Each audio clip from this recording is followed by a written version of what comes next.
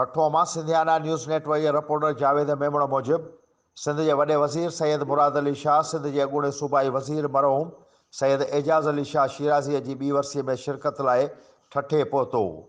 वॾे वज़ीर चयो त सिंध में ॿोॾ दौरान 21 लख घर मुतासिर थिया आहिनि, जिन जी तइमीर लाइ वर्ल्ड बैंक ऐं ॿियनि इदारनि सां ॻाल्हियूं जारी आहिनि। हिन चयो त असेंबलियूं पंहिंजो वक़्तु पूरो कंदियूं। इमरान ख़ान असेंबलियूं तोड़ण जूं ॻाल्हियूं करे अवाम खे बेवकूफ़ बनाए रहियो आहे। सॼो मुल्क बरसात जी तबाहीअ खे मुंहुं ॾेई रहियो आहे ऐं इमरान ऐं संदसि टीम आम चूंडूं कराइण जो मुतालबो करे रही आहे, जेको मुमकिन नाहे। साफ़ जे हिक सवाल जे जवाब में वॾे वज़ीर चयो त जेको बि सिंध जे विरहाङे जो सोचींदो उनजो हशर तमामु ख़राबु थींदो। सिंध जी विरासत मुमकिन नाहे।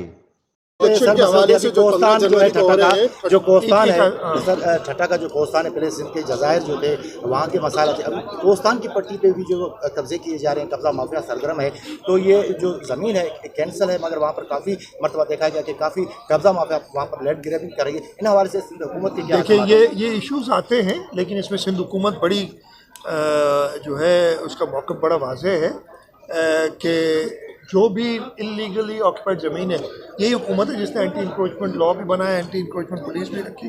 उस पर सरकारी ज़मीन पे लीगली तो अगर वो अलॉट हुई तो और बात है, अदरवाइज़ वो बर्दाश्त नहीं होता।